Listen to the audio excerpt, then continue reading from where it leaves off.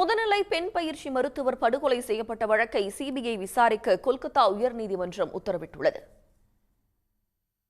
கொல்கத்தாவில் உள்ள ஆர்ஜிகர் அரசு மருத்துவக் கல்லூரி மற்றும் மருத்துவமனையில் 2ஆம் ஆண்டு படித்து வந்த முதுநிலை மருத்துவ பயிற்சி மாணவி கடந்த 8ஆம் தேதி பாலியல் பலாத்காரம் செய்து கொலை செய்யப்பட்ட சம்பவம் நாடு முழுவதும் அதிர்வலைகளை ஏற்படுத்தியுள்ளது.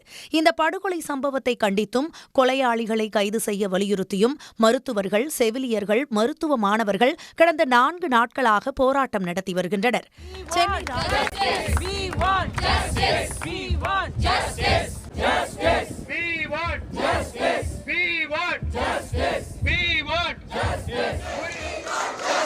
We want justice! We want justice! We want justice! We want justice! We want justice! We want justice! तू नहीं वो पानी है जो इंसाफ दिला ना पाए वो बेकार जवानी है जो इंसाफ दिला ना पाए वो बेकार जवानी है. சென்னை ராஜீவ்காந்தி அரசு மருத்துவமனை வளாகம் முன்பும் 100க்கும் மேற்பட்ட மருத்துவர்கள் திரண்டு போராட்டம் நடத்தினர்.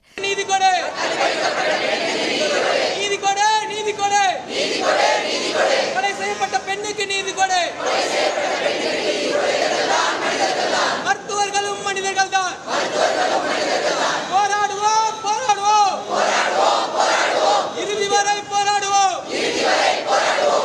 ஒரு மருத்துவமனையில் வேலை பார்க்குற மருத்துவர்களாக இருக்கட்டும், செவிலியர்களாக இருக்கட்டும், மற்ற மருத்துவ பணியாளர்களாக இருக்கட்டும், இவங்களோட பாதுகாப்புக்கு எதிராக யாருமே தைரியமான எந்த ஒரு நடவடிக்கையும் செய்ய முடியாத அளவுக்கு இந்த அரசாங்கம் எங்களுக்கு ஒரு உத்தரவாதமும் கடுமையான நடவடிக்கையும் மருத்துவ பாதுகாப்புக்கான கடுமையான சட்டங்களும் கடுமையான தண்டனைகளும் கொடுக்காவிட்டால் நாங்கள் மிகப்பெரிய போராட்டமாக இதை எடுத்துட்டு போகிறதுக்கு ரெடியாக இருக்கோம். இதனிடையே சிபிஐ விசாரணை கோரி மனு தாக்கல் செய்யப்பட்ட மனுக்கள் மீது கொல்கத்தா உயர்நீதிமன்ற தலைமை நீதிபதி TS சிவஞானம் அமர்வு விசாரணை நடத்தியது.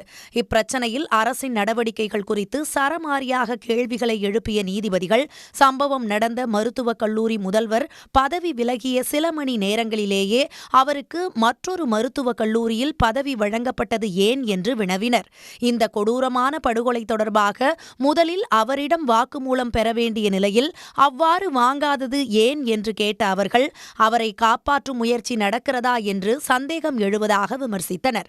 இது போராடி வரும் மருத்துவ மாணவர்களுக்கு நியாயம் வழங்குவதாகாது என்ற நீதிபதிகள் உடனடியாக இவ்வழக்கை சிபிஐ விசாரணைக்கு மாற்றி உத்தரவிடுவதாக கூறினர்.